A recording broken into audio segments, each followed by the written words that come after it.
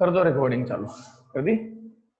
हाँ भाई देखो, कल अपन ने रिफ्लेक्शन के डेफिनेशन सॉरी पोलराइजेशन के डेफिनेशन स्टडी की थी।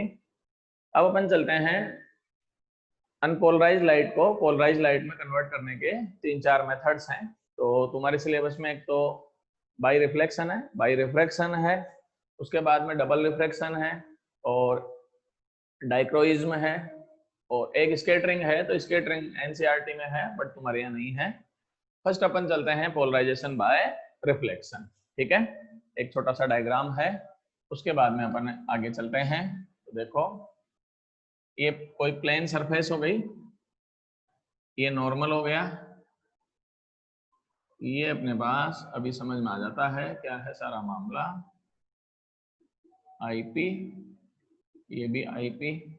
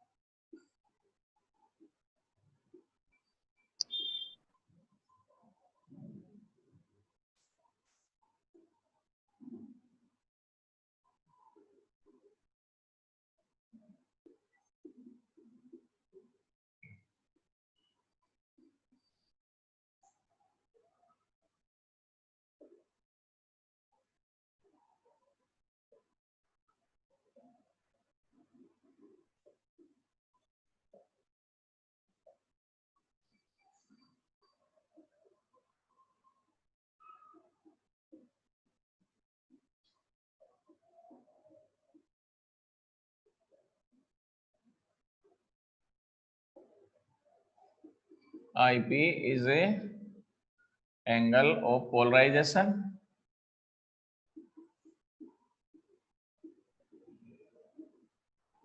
और ब्रूस्टर एंगल।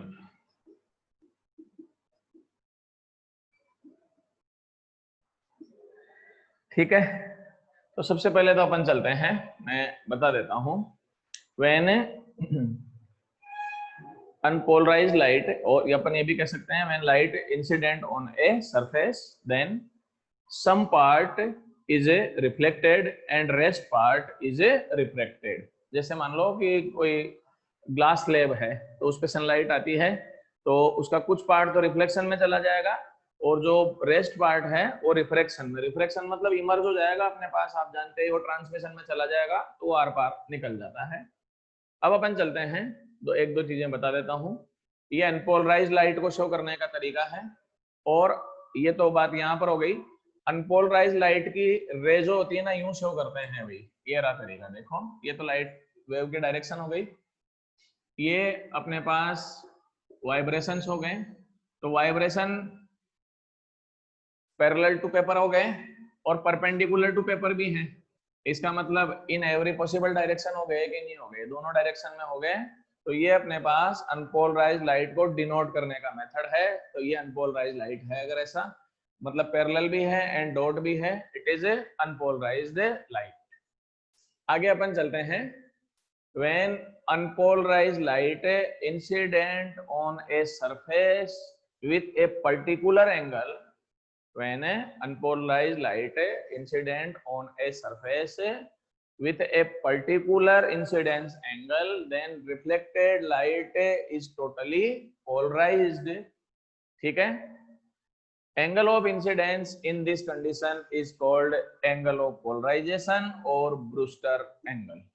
ठीक है, तो मैं फिर बता देता हूं कि कोई सरफेस है, इस पर अनपोलराइज लाइट इंसिडेंट होती है, तो अगर अपने पास ये अनपोलराइज लाइट एक पर्टिकुलर एंगल से इंसिडेंस हो, तो जो रिफ्लेक्टेड पार्ट है वो टोटली पोलराइज्ड हो जाएगा अपने पास।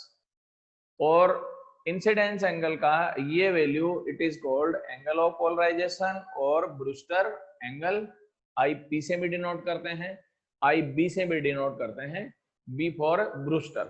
ठीक है, ब्रूस्टर एंगल और angle of polarization depends on refractive index of a medium, so that IP is a depends on a refractive index and we know refractive index depends on nature of a matter, clear, and temperature.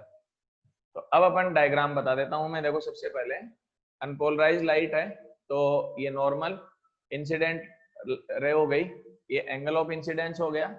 अब अपन चलते हैं, इसका कुछ part जो है reflection में और रेस्ट पार्ट किस में चला गया, रिफ्रैक्शन में चला गया। लाइट का जो इंसिडेंट है वो ब्रूस्टर एंगल से किया है, तो आईपी लिख दिया मैंने।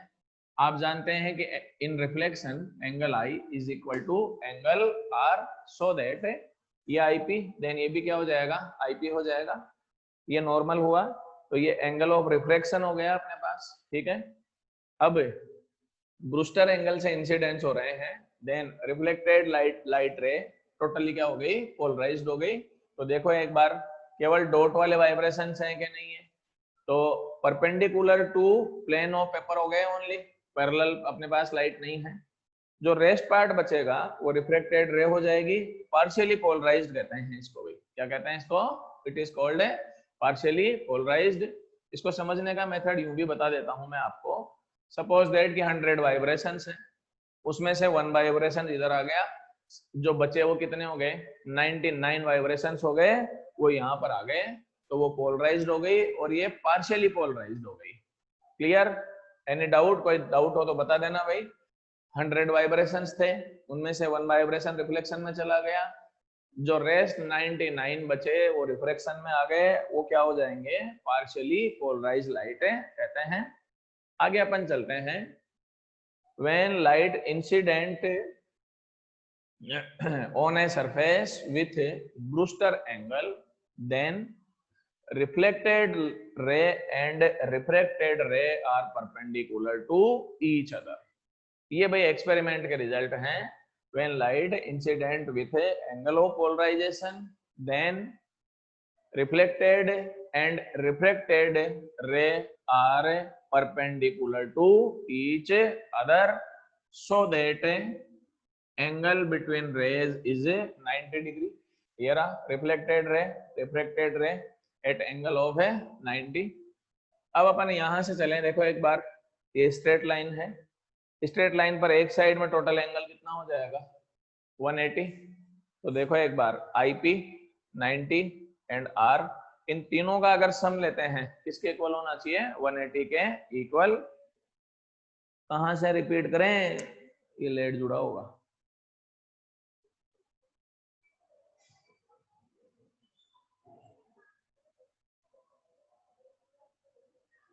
हाँ भाई देखो, अरे लेट जुड़ता है क्या तू राहुल?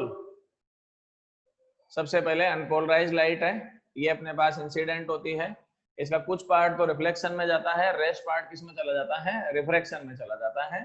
अगर लाइट का इंसिडेंट एक पर्टिकुलर एंगल पर हो, then reflected light is convert into totally polarised light हो जाएगी। आगे अपन चलते हैं, and value of incidence angle is called angle of polarisation and Brewster's angle. Brewster angle depends on a refractive index of a medium. Clear? आगे अपन चलते हैं, ये एंगल आईपी, तो ये एंगल भी आईपी हो जाएगा, angle i is equal to angle r, ये तो आप जानते ही हैं। When light ray incident with Brewster angle on a surface, then reflected and refracted rays are perpendicular to each other. अब अपन चलते हैं कि ये परपेंडिकुलर है, तो ये स्ट्रेट लाइन है, स्ट्रेट लाइन है, तो तीनों एंगल का सम कितना होना चाहिए, 180 होना चाहिए। देन कितना रहेगा बताओ, IP plus R plus 90 is equal to 180 degree, and IP plus R is 90 and R is equal to 90 minus IP. It is equation number first. By Snell's law,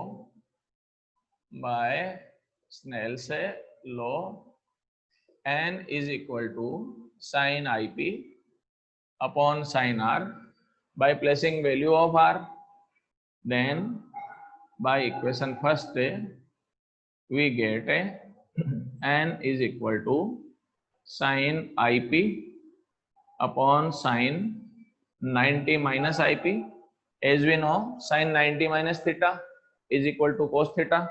then we get क्या रहेगा, n is equal to sine I P upon cos I P and n is equal to tan I P. It is Brewster's law भाई, Brewster's law. According to Brewster's law, tangent of angle of polarisation is equal to refractive index of a medium. ठीक है, तो Brewster's law में क्या लिखना है, according to this law tangent of angle of polarisation is equal to refractive index of a medium.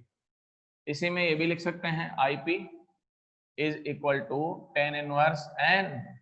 इससे IP का value find कर सकते हैं आप. So that angle of polarization depends on refractive index of a medium. ठीक है, देखो भाई ये टॉपिक जो है बोर्ड में 2 टाइप से आता है. एक तो यही है फर्स्ट वाला. इसमें तो ये है कि अपने पास है, अपन ने by using Snell's law Brewster's law derive किया है. तो क्वेश्चन में अपने पास ये भी आ जाता है कि by using Snell's law derive Brewster's law. एक क्वेश्चन यूं भी आ सकता है इसमें, by using Brewster's law prove that reflected and refracted rays are perpendicular to each other. मतलब वाइस वर्सा मेथड है. वाइस वर्सा कैसे मेथड है, इस मेथड में अपन जो लेके चले हैं, refracted and reflected rays are perpendicular to each other, ये कॉन्सेप्ट लेके चले तो ये आ गया अपने पास. अब इसका वाइस वर्सा यूं चलेगा, इसमें पहले यूं लिखते हैं, write Brewster's law and by using this law prove that reflected and refracted rays are perpendicular to each other in polarization by reflection. तो इसका उल्टा मेथड भी चलेंगे, एक बार आप स्क्रीनशॉट ले लीजिएगा. ले ले तो भी स्क्रीनशॉट, आंखों से खींच ले.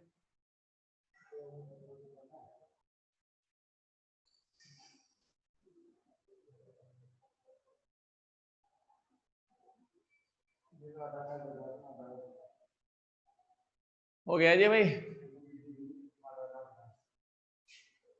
चलो.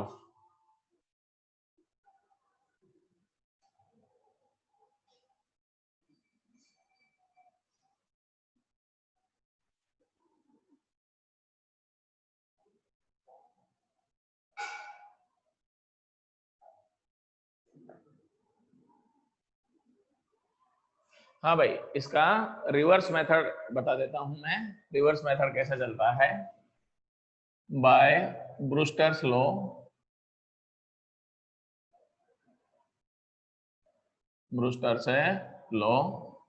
n is equal to tan IP. इसमें ब्रूस्टर्स लॉ की हेल्प लेते हैं अपन. ठीक है, बाय स्नेल्स लॉ. अब स्नेल्स लॉ यूज में ले रहे हैं भाई.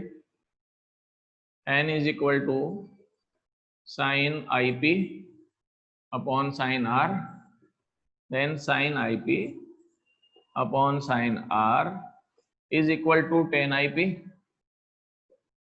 Sign IP upon sine R is equal to sine IP upon cos IP. जानते ही हो आप इतना तो. ठीक है, ये इससे कैंसिल आउट हो गया अपने पास. Then sine R is equal to cos IP. ये लिख सकते हैं क्या इसको, कोस को साइन 90 माइनस IP. क्या लिख सकते हैं इसको, sine 90 minus IP, because sine 90 minus theta is equal to cos of theta. Then R is equal to 90 minus IP and R plus IP is equal to 90. अब एक बार देखो भाई, यहां से चलो IP एंड ये R, तो सम ऑफ IP एंड R कितना आ गया अपने पास रिजल्ट में, 90 आ गया. तो ये स्ट्रेट लाइन हो गई. तो यहां से अपन देखें, ये और ये, इनका सम किसके इक्वल आ गया, 90 के इक्वल आ गया. तो रेस्ट कितना बचेगा, वापस 90 बचेगा कि नहीं बचेगा, क्योंकि 180 का टोटल एंगल होता है अपने पास, उसमें से ये और इसका सम 90 है. तो जो रेस्ट होगा वो भी कितना होगा, 90 होगा. इसका मतलब ये हुआ कि reflected ray and reflected rays are perpendicular to each other. तो बस अपने को यही लिखना है इसमें, so that reflected and refracted rays are perpendicular to each other.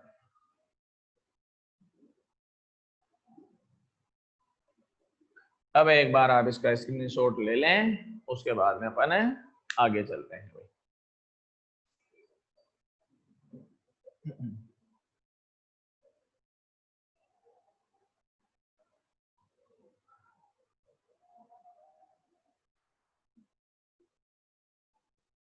चलो जी भाई।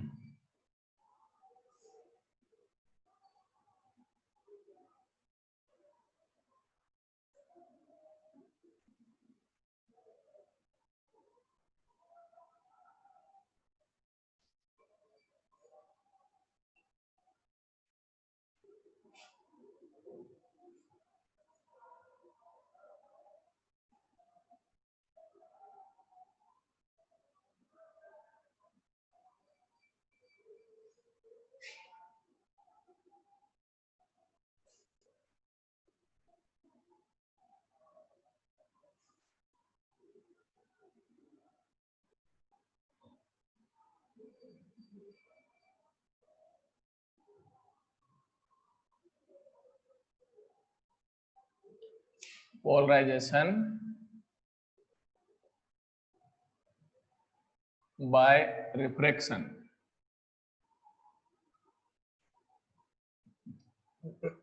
Polarisation by refraction.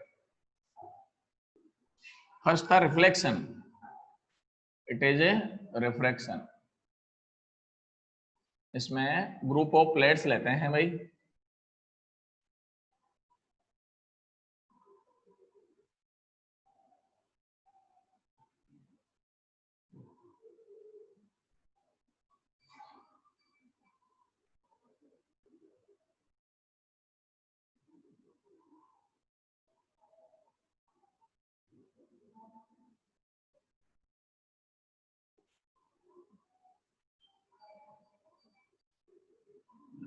बहुत है भाई।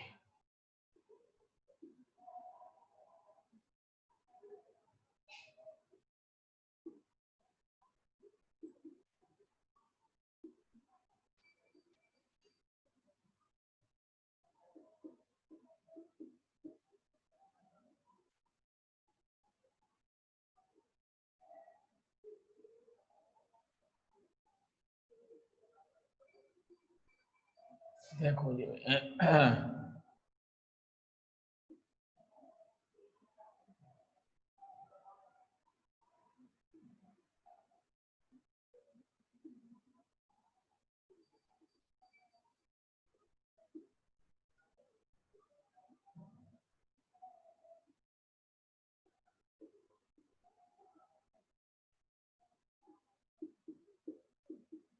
ये रिफ्रैक्टेड और इमर्जेंट रे है भाई।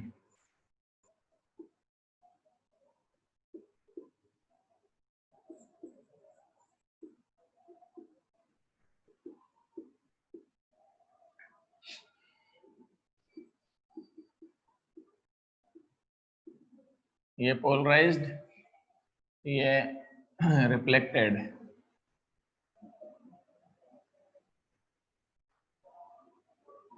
ये प्लेन पोलराइज्ड, एक ही बात है भाई वो सब। ये अनपोलराइज्ड लाइट है यहाँ पर।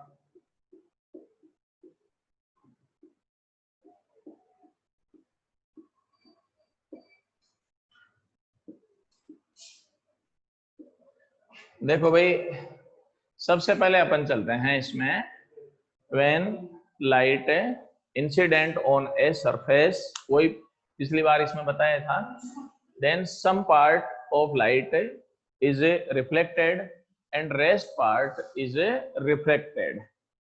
अब मैं पहले ही बता देता हूं किसी भी अपने पास ग्लास प्लेट पर लाइट इंसिडेंट होती है, देन 15% पार्ट तो रिफ्लेक्शन में जाता है एंड 85% रिफ्रैक्शन में जाता है अपने पास, ठीक है ना। तो 15% तो अपने पास किस में चला गया, रिफ्लेक्शन में, एंड 85% इन रिफ्लेक्शन और इमर्जेंटिंग, ठीक है। अब अपने पास क्या करते हैं, पोलराइजेशन बाय रिफ्रैक्शन में जो अपने पास प्रिंसिपल है वो पोलराइजेशन बाय रिफ्लेक्शन ही है या ब्रूस्टर लॉ ही है अपने पास। इसमें अपने पास क्या करते हैं, group of glass plates use करते हैं, ठीक है ना। when unpolarized light incident on a group of plates with angle of Brewster's और angle of polarization, इसमें अपने पास ये लाइट आ रही है, एंगल ऑफ पोलराइजेशन से इंसिडेंट होगी, then reflected ray totally polarized हो जाएगी, बताया था। अब इसमें से आगे चलें, फर्स्ट प्लेट से 15% बाहर निकल गया, अब 85% बचा, यूं समझो इसको, 85% का 15% फिर रिफ्लेक्शन में जाएगा सेकंड प्लेट से। अगर आप 85% का 15%, 85% का 15% और निकालेंगे तो अप्रोक्सीमेटली 13 हो गया। 85 में से 13 हटाओ तो 72 बच जाएगा, फिर 72 का 15% हटाओ तो फिर 11 होगा, फिर वो 61 पे आ जाएगा। तो इसको यूं समझ सकते हैं अपने पास, देखो सबसे पहले यहां से देखें, यहां से 15% निकल गया तो 85 बचा, उसके बाद में यहां से फिर 15% निकल गया तो 72 बचा, फिर 72 में से 15% निकाल दिया तो 61 बचा। तो ग्रेजुअली डिक्रीज हो रहा है कि नहीं हो रहा है, आवाज नहीं आ रही है, आ रही है, हाँ भाई। तो अपन ये देख रहे हैं कि इसमें ग्रेजुअली डिक्रीज हो रहा है कि नहीं हो रहा है, कैसे, 1 2 3। और इसका एक बहुत ही इजी मेथड है समझने का, सपोज दैट कि 100 वाइब्रेशंस में है इसके, ठीक है ना, अनपोलराइज्ड लाइट जो है 100 में से फर्स्ट वाली प्लेट एक को निकाल लेगी, सेकंड वाली फिर दूसरे को। मान लो कि अपन ने 99 प्लेट्स यूज में ले ली, तो 99 वाइब्रेशन इस साइड में आ गए कि नहीं आ गए, तो रिफ्लेक्टेड लाइट जो होगी वो प्लेन पोलराइज्ड हो जाएगी। लास्ट में जो बचेगा वो सिंगल डायरेक्शन का बचेगा कि नहीं बचेगा, सिंगल डायरेक्शन का बचेगा, वो इमर्जेंट हो जाएगा या रिफ्रैक्शन में आ जाएगा, and it is also totally polarised light है। ये इसको समझने का तरीका है। तो ग्रेजुअली अपने पास रिफ्लेक्शन में जाता है, रिफ्लेक्टेड रेज होंगी वो भी प्लेन पोलराइज्ड होंगे, इमर्जेंट रेज होगी वो भी प्लेन है पोलराइज्ड होगी, ठीक है।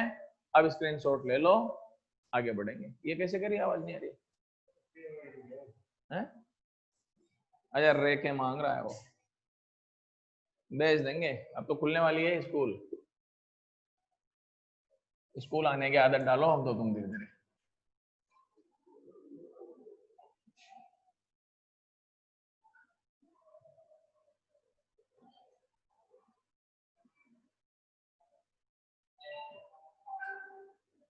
चलो जी भाई, अरे खुलेगी राहुल, बस अब ज्यादा टाइम नहीं है, 10-15 दिन का मामला है, खुल जाएगी, परेशान नहीं।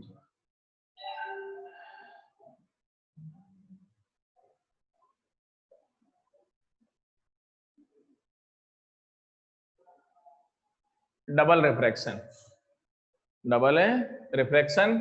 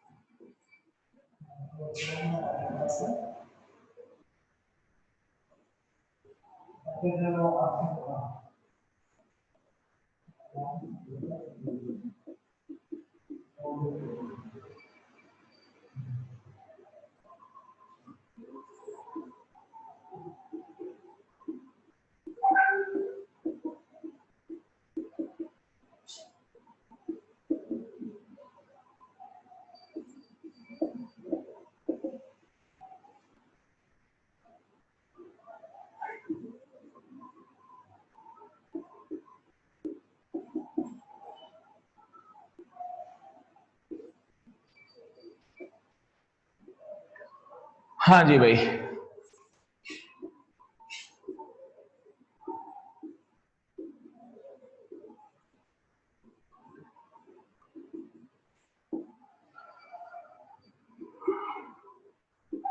देखो भाई, होता क्या है अपने पास है, when unpolarised light passes through a calcite crystal, unpolarized light passes through a calcite crystal, calcite जानते हो, calcium carbonate, calcium carbonate CaCO3, ठीक है ना, passes through a calcite crystal और island spark,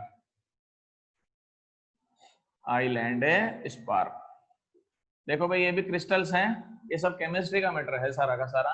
incident on calcite और Iceland spar, then it is divided into two plane rays which are polarized, two plane rays, and these rays are called E ray and O ray, extraordinary ray and ordinary ray।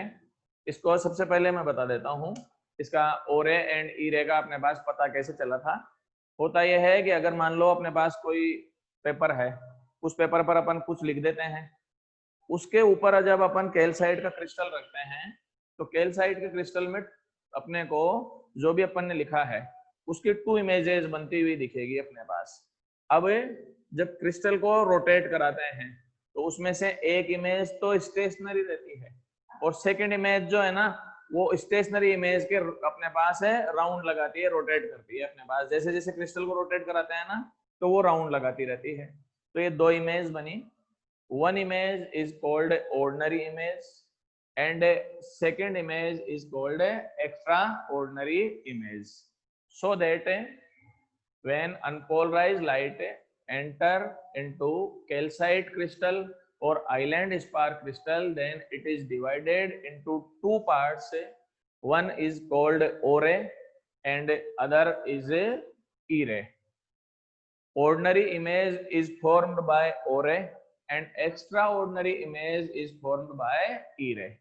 आगे एक और चीज चलते हैं अपने पास है,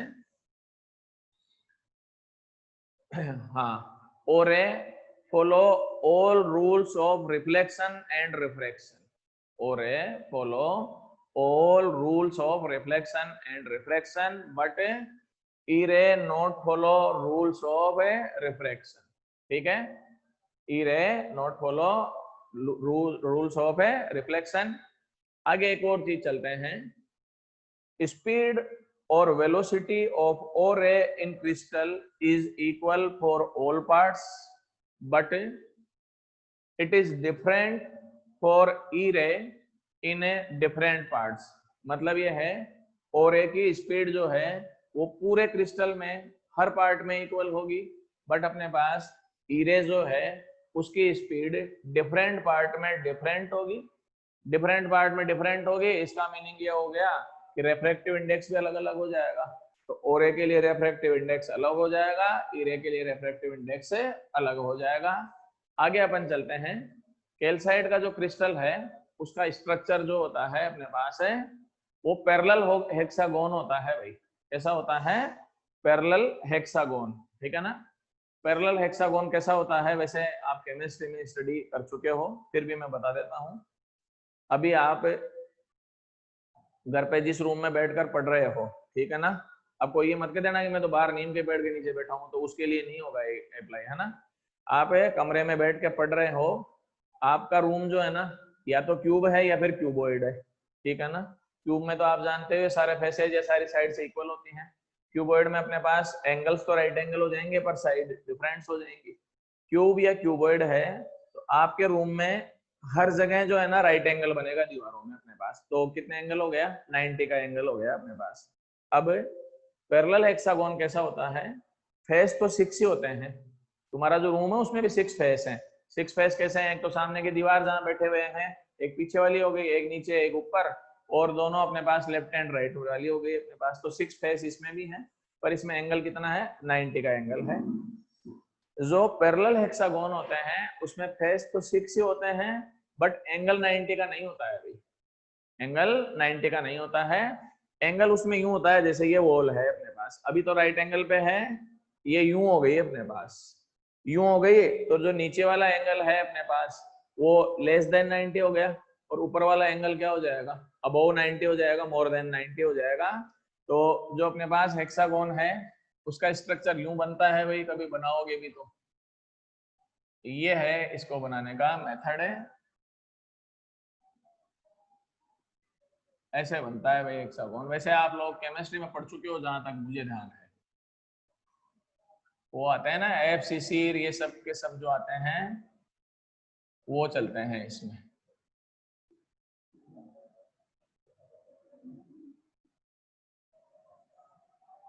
ये hexagon है भाई, ये देखो ऐसे बनता है ये पैरेलल हेक्सागोन, ये है, ये जो शेप है ना ये क्यूब नहीं है, क्यूबॉइड भी नहीं है, ये पैरेलल हेक्सागोन है। 6 फेस हो गए कि नहीं हो गए अपने पास, देख लो 1 2 3 4 5 एंड 6 हो गए अपने पास। एंगल जो होगा इसमें राइट एंगल नहीं है, एंगल अपने पास देखो ये वाला एंगल ये लेस देन 90 हो जाएगा, वो मोर देन क्या हो जाएगा 90 हो जाएगा। दोनों का सम जो है 180 के इक्वल होगा भाई, ये भी ये पक्का है कि सम किसके इक्वल होना चाहिए, 180 के इक्वल होना चाहिए। तो जो कैल्साइट का क्रिस्टल है वो पैरेलल हेक्सागोन है, उसमें जो ये वाला एंगल है ये तो 71 है, और जो ऊपर वाला एंगल है वो कितना है अपने पास 109 है। दोनों का सम किसके इक्वल हो जाएगा 180 के इक्वल हो जाएगा। अब अपन चलते हैं, अनपोलराइज लाइट है, अनपोलराइज लाइट कैसे है देखो एक बार अपने पास यहाँ से, vibrations are parallel to plane of paper and perpendicular to plane of paper, both rays आ रही है काम में अपने पास। When unpolarised light enter into crystal of calcite, then देखो एक बार, it is divided into 2 parts, E ray and O ray. Speed दोनों की डिफरेंट है, स्पीड डिफरेंट होंगे देन रेफ्रेक्टिव इंडेक्स भी डिफरेंट होगा, तो वो अलग ट्रेवल करेगी एंड ये अलग ट्रेवल करेगी।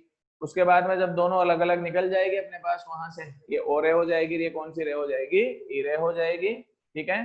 तो दोनों का ट्रेवलिंग टाइम अलग अलग हो जाएगा, एंगल अलग अलग हो जाएगा, स्पीड अलग अलग है, रेफ्रेक्टिव इंडेक्स भी क्या हो जाएगा इनका अलग अलग होता है। आगे बात समझ में। एक और बता देता हूं, ओ रे की स्पीड पूरे क्रिस्टल में कांस्टेंट रहेगी, बट ई रे की स्पीड जो है वो अलग अलग पॉइंट पर अलग अलग होगी। बस एक चीज और बता देता हूं मैं, एक ऑप्टिकल एक्सिस होता है भाई, क्या होता है ऑप्टिकल एक्सिस, ये होता है भाई ऑप्टिकल एक्सिस, ये वाला है ऑप्टिकल एक्सिस क्रिस्टल का, ये जो है ना अपने पास diagonal, it is called optical axis. अगर लाइट रे ऑप्टिकल एक्सिस के अलोंग विथ ट्रेवल कर रही है या in direction of optical axis चल रही है, तो उसकी डायरेक्शन में ई रे एंड ओ रे दोनों की स्पीड सेम होती है भाई अपने पास। मतलब ये है कि अगर अनपोलराइज लाइट यहाँ एंटर होती है तो ओ रे एंड ई रे मिक्स ही चलेगी, साथ साथ चलती है बस।